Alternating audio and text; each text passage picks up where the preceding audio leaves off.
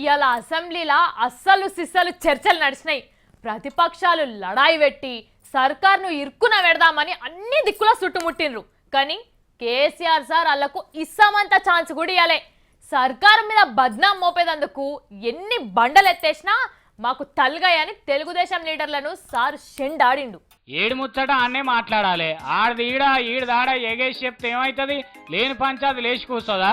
ఇగో గట్లనే అసెంబ్లీ 2 దినాల తాతీలు పోయినాక సురువు కాగానే ఎప్పటి లెక్కనే అవతల పార్టీలు సర్కారు మీద ఎగబడి లొల్లి చేస్తుంటే ఇక అధికారంలో ఉన్న వాళ్ళు ఊకుంటారా? కరెంట్ ఎప్పుడు ఇస్తారు? వ్యవసాయం చేసుకునేటోళ్ళు పానాలు తీసుకోవచ్చిరి.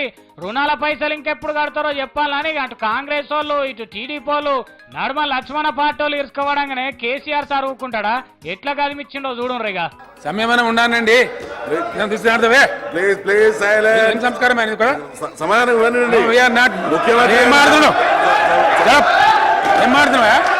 అన్ని పార్టీల వాళ్ళని ఢిల్లీకి తీసుకుపోతా, గడబడి చేయొద్దు. ఇప్పటికే 50 ఉత్తరాలు రాసినా గానీ పక్క రాష్ట్రం సీఎం అన్నిటికీ అడ్డం పడుతుండని కేసీఆర్ అసలు ముచ్చట చెప్పే వరకల్లా కేసీఆర్ సార్ నోట్లకెళ్ళి చంద్రాల పేరు రాగానే తమ్ముళ్ళు ఊకుంటారు. ఇక ఉరికి స్పీకర్ ఎదురుగా నిలబడి లొల్లి చేసే వరకల్లా సభ అంతా ఆగమాయే. ఇక ఊకుకే సభల గడబడి అయ్యేపాటికి 10 నిమిషాలు ఆయిదా వేసిండు స్పీకరు.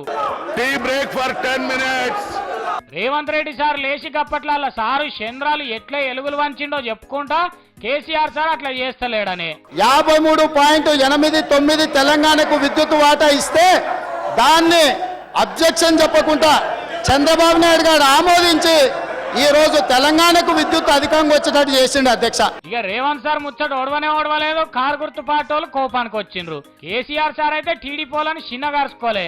ఇక్కడ సొమ్ము తిని పాలన సంకలో వచ్చి ఇట్లా మాట్లాడతావా అని రేషానికి వచ్చిండు సీఎం సారు. 100% తప్పు, 100% తప్పు, 100% తప్పు. ఇక కరెంటు కొట్లాట అయినాక రైతులు పానం తీసుకున్న విషయం పైన మాట్లాడిండ్రు.